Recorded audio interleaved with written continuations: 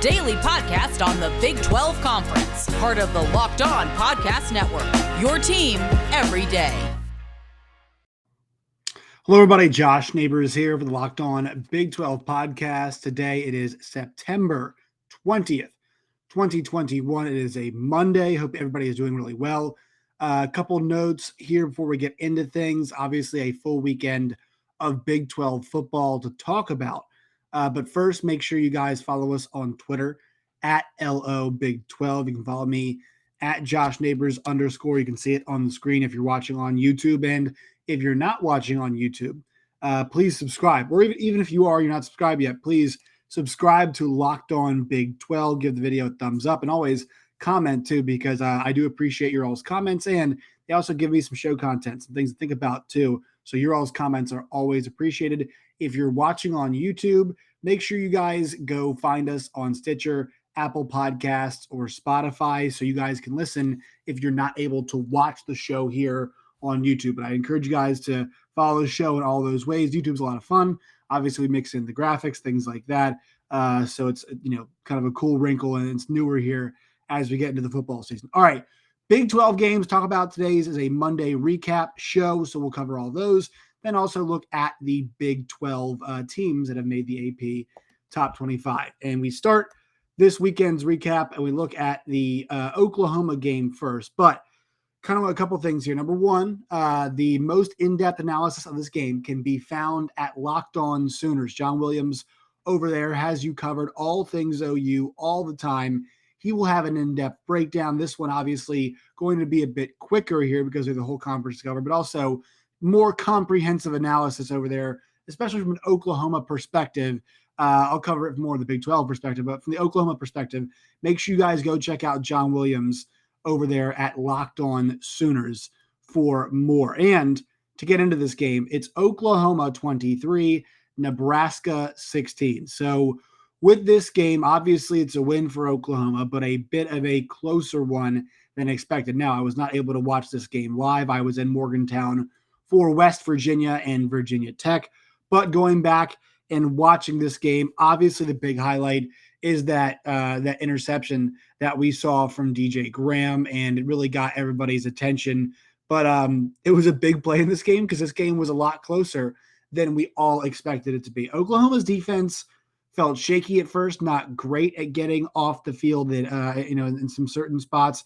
But I thought they really did a lot better in that second half. And if you look at the Nebraska drives towards the back end of this game, I thought Oklahoma's defense was the story. You think about the way they were able to kind of get down the field. Nebraska in the second half had a missed field goal. They had a touchdown, an interception after going 63 yards, a touchdown, and then were turned over on down. So they were moving the ball a little bit there in the second half, but Oklahoma got the requisite stops when they needed them. And I know Nebraska only scored 3 first half points, but they were able to move the ball some in that first half and didn't come up empty. And then second half, they started getting rhythm, started getting some points, but Oklahoma did not break to the point where it put them over the edge and in a bad spot. Oklahoma's issue, you look at this on the offensive side of things, their drives, they can't sustain offense is their issue. Touchdown in that first drive, it was great. They punted the next drive, missed a field goal, then punted again, and then it was the end of half after going 40 yards, not able to get anything out of that. Second half, touchdown, follow that up, punt. So Oklahoma, we're sometimes used to seeing them going on big runs. They think about Tulane game where they were inconsistent at first, but able to go on that big scoring spree, especially in that second quarter. Oklahoma's offense, it's fits and starts. And I know Spencer Rattler, has struggled some and has not been the quarterback that we all thought he was going to be. Obviously, I think we all believe he still has it in him. Decision-making, has been iffy at times. And he didn't make any back-breaking decisions in this game for Oklahoma. But it didn't feel like he really was out there making a huge impact. 24 for 34 for 214 in the game, did run for a score, but did not feel like in the passing game they're really able to make a massive impact. This game for them was run with some solid ground play, some sustained drives that they were able to get. And Henry Brooks and Eric Gray both combined to go over 100 yards in this. So I thought offensively, they're still trying to find things. And I'm not one of those people, I forgot I was talking to this weekend, but mentioned, hey, Caleb Williams, should they throw him out there? Should we see any Caleb Williams? And, I know it's been talked about. I would say yes, but I would use Caleb Williams in the way that potentially Florida used Emory Jones last year with Kyle Trask. I think that would be an interesting wrinkle if they could throw him out there in that capacity. So maybe just to give a different look, different element, not always a full drive, but certain spots, I think he can add it, and we all know he can throw. So obviously, I think it's really important when you bring a guy in that spot that you don't just run the football. You throw some too, but really bring him in some certain situations. And I also think in the running game, right, because we've talked about their lack of depth as we head towards conference play, maybe adding the extra element in the running game of Caleb Williams could help them. But Oklahoma holds on to get a win.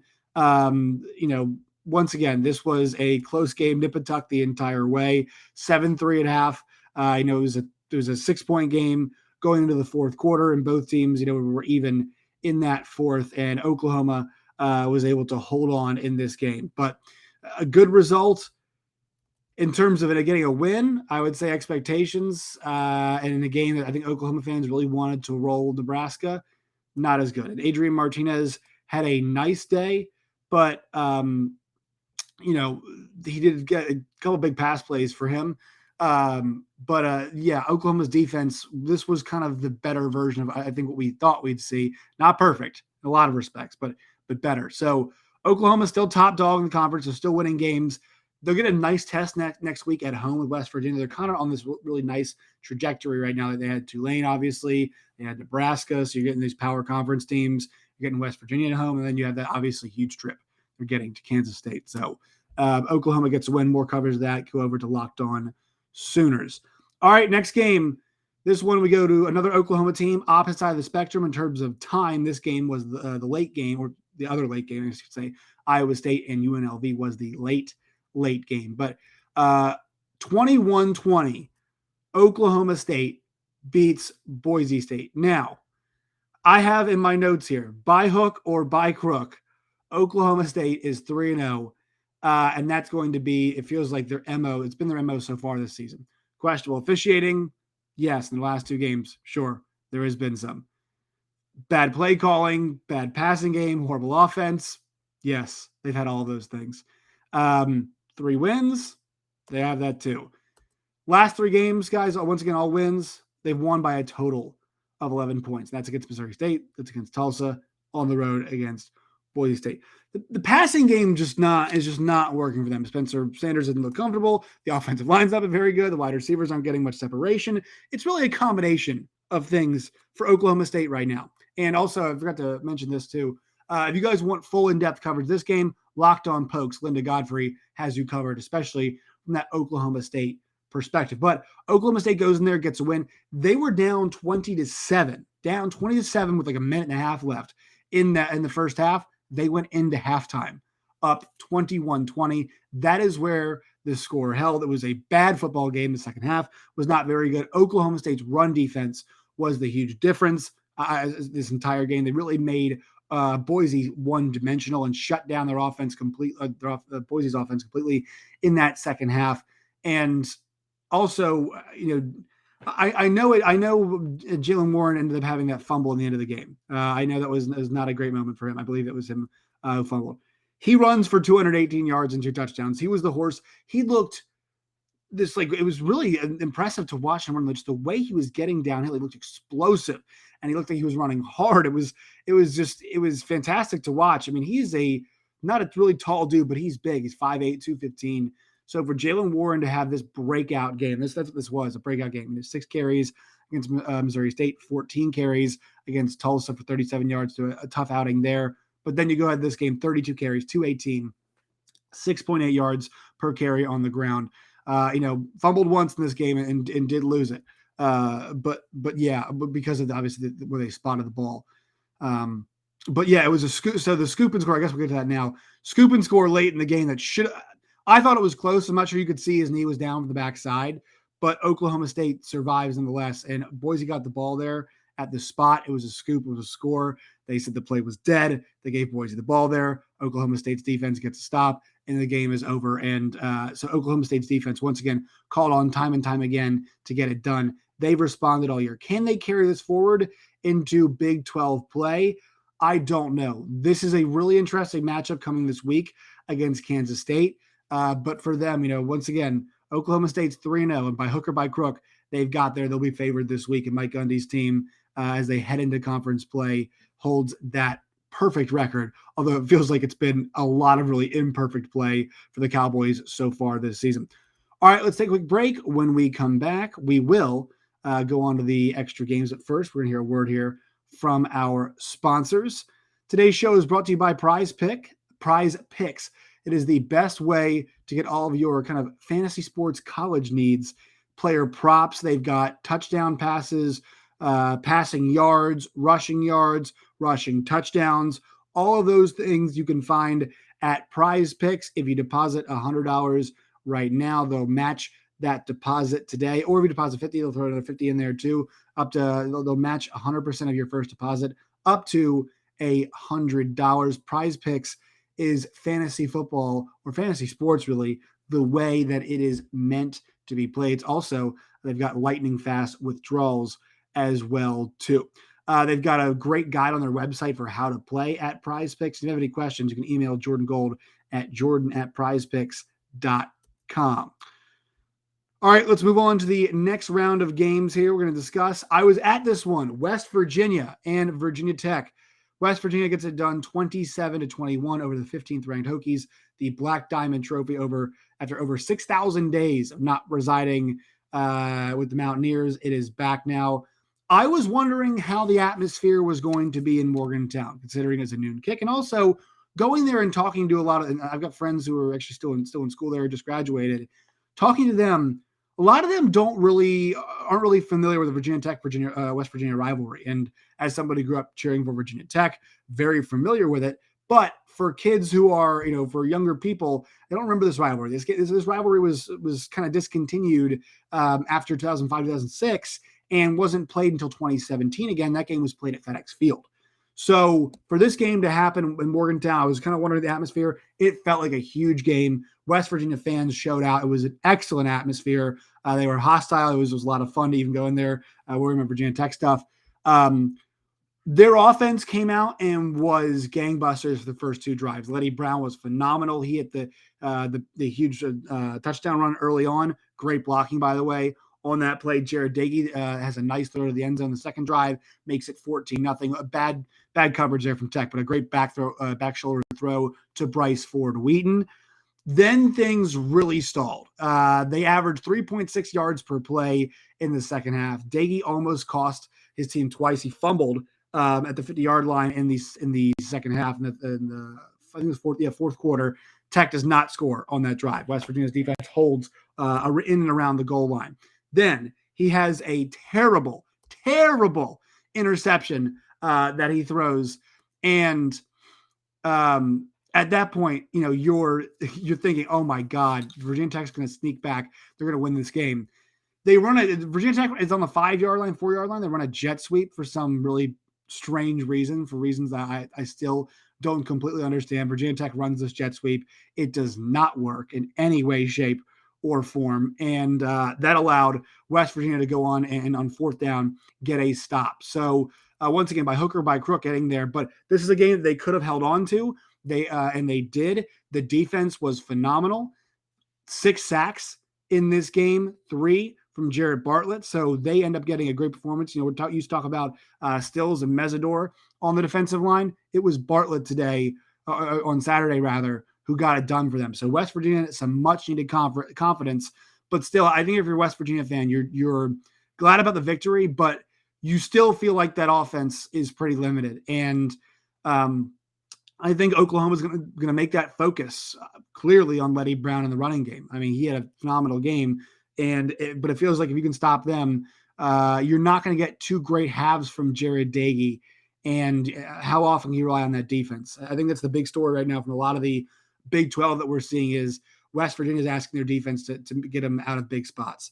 Oklahoma State is asking their defense to get them out of a lot of really big spots. Oklahoma's asking their defense to get them out of a bunch of big spots. Iowa State against Iowa and UNI asked their defense to get them out of a lot of big spots because of the way that their offense was playing. And so this team needs to improve that offense. They need to improve those offensive weapons and be able to play a full 60 minutes where they put pressure on, because at halftime, I don't think they scored in the second half. They had 27 points going into the half, and they ended the game with 27 points as well. They were not able to generate much offense. So I think for West Virginia moving forward, that's important. But look, this is a huge win, first top 15 win for West Virginia in a couple of years.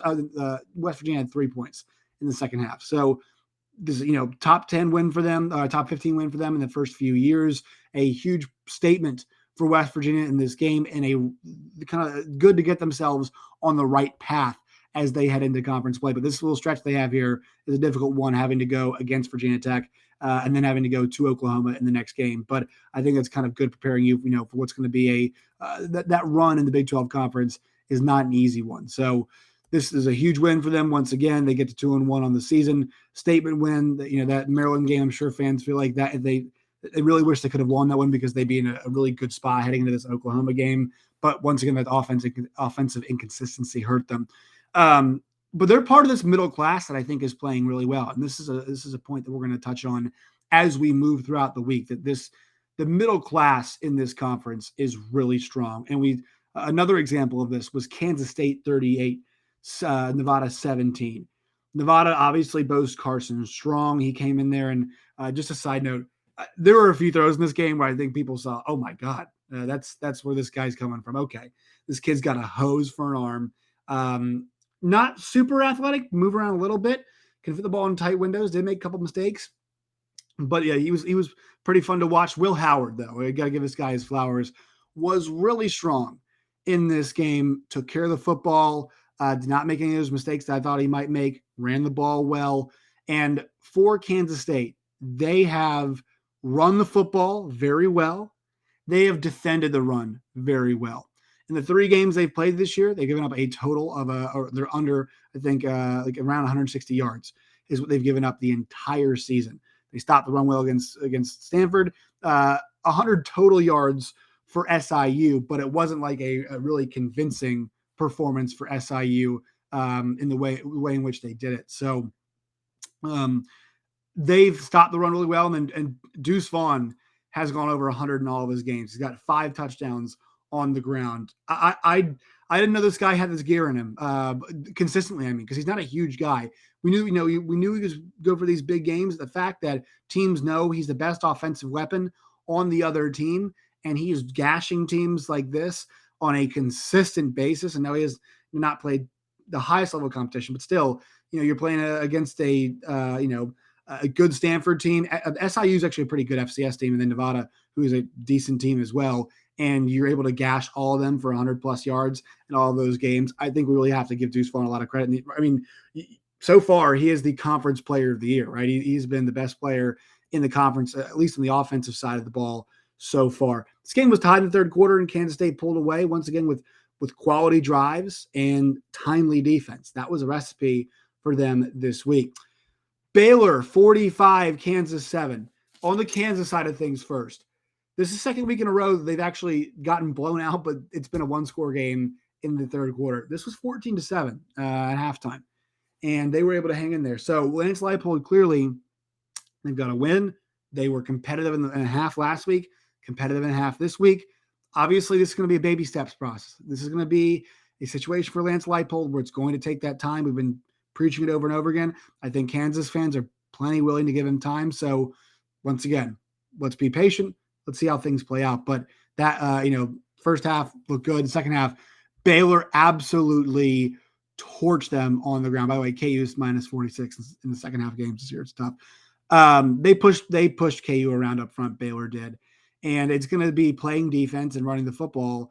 That is their calling card. They ran everybody got in on this act. I mean, they got Abram Smith in the act. Ebner got in the act. Bohannon got in the act. I mean, all of these guys ran the football incredibly well this week for the Baylor Bears, who, look, we expected them to be 3-0, but we should give them some credit for getting to 3-0. Now, the challenges come fast and furious. They've got Iowa State this week at home, 3:30 on Fox. They go to Oklahoma State the following week. They are home for West Virginia. They got 3 straight home games where it's West Virginia, BYU, and Texas. They have their schedule sets up really horribly for them. I feel bad, but 3-0 right now is definite progress. They've scored 29, 66, and 45 rather. So I know that, the opponents once again aren't very good, but that's progress. This week they ran for over 300 yards and 4 touchdowns. Gary Bohannon was 19 of 23 for 269 and 2 scores through the air. This is a nice pace performance second half. They came out and punched them in the mouth, and they get this when they get to 3-0. So Baylor, kind of part of that middle class potentially. Maybe the back end of it, because this stretch can come up is pretty tough, but a good win for them. All right, let's take one more break before we round out the games that we've got. Today's show is brought to you by Sweatblock. Now, I messed up. I could have used Sweatblock this weekend. I'm sunburned. It was rough out there. It was 80 some degrees. It was really sunny. But Sweatblock will help you deal with whatever kind of situation you're in. Sweatblock wipes have been tested by firefighters in the Rachel Ray Show. They've got over 13,000 reviews on Amazon, or they're a bestseller there. And right now, you can get Sweatblock wipes for 20% off at sweatblock.com with promo code Locked On. You can also get them at Amazon or CVS. If you or someone you know is dealing with this problem, constant sweating, go try Sweatblock wipes. Cheap. Once again, you can use the promo code Locked On, LOCKEDON, at sweatblock.com to get that 20% off there, or find them at Amazon or CVS. Today's show is also brought to you by Built Bar. Built Bar is the best tasting, best for you protein bar in the game today. They also have their Built Go. They have their Built Boost. Plenty of products at built.com. It's built.com. All the protein bars they have are low calorie, low carb, low sugar, and they got protein for you. So whether it's in the morning, if you want it before a workout, after a workout, as a snack, as dessert, it's good for any situation, really. Built Bar is. Go to built.com today. That's built.com. Use the promo code LOCKED15. It's LOCKED15, LOCKED15, LOCKED15 for 15% off at built.com. All right, let's clean up the rest of these games here. We've got Texas 58, Rice 0. They ran on a bad Rice team. Casey Thompson looked fine, but this is not a game that we can really fairly assess and judge what happened. But Bijan Robinson, 3 touchdowns, over 100 yards on the ground. Roschon Johnson goes for over 100 yards on the ground. He gets in the end zone as well. This was a paced rushing attack from Texas. They did it all game long. Once again, this game didn't tell us a ton because Rice is an inferior opponent, but they beat up Rice. And I actually think maybe it does in the sense of the 2 games where we've seen them not necessarily have when it felt like the physicality might not be equal, Texas has pushed the other team around. Right? They pushed ULL around. They pushed Rice around.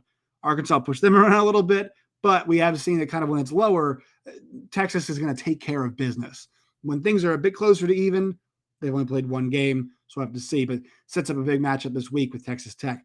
And we got a huge slate of games coming up in the Big 12 this week, so I'm fired up for that. But yeah, good result for Texas. Back on track, but we all know this was going to happen. All right, we've also got Texas Tech 54, FIU 21. Tyler Shuck 4 touchdowns in this game through 3 in the second quarter, getting them to 3-0 after their rough game last week against Stephen F. Austin. Did not shut the door very well, but they were able to get to 3-0. And I know their schedule has been pretty easy considering the fact that they have the toughest game was Houston. They have these 2 as well. Both of these were at home, but they win by 33 points. So you like that result for them. And then finally, back on track are the Iowa State Cyclones. 48-3 win for them over UNLV, the number 14 ranked team in the country. Brock Purdy was strong in this game. Breece Hall got back on track. And so if Brock Purdy can carry that level of play he had forward, they're going to be in good shape. And then we'll kind of go from there. But stiff test coming up this week. They play Baylor. And we know how Baylor was kind of the ultimate Brock Purdy game last year. First half, horrible. Second half, great. And so that's going to be a huge measuring stick for him. And I'm really excited as we look forward to see, what we're going to actually see from Brock Purdy. And I think it's a great test for this Iowa State offense to go up against what's a very good and well-coached Dave Aranda defense. What else do we have to talk about here? Well, the rankings AP poll came out yesterday, and there are a few big 12 teams in the rankings. Oklahoma's down at number 4 after their rough performance. Oregon slides up to number 3.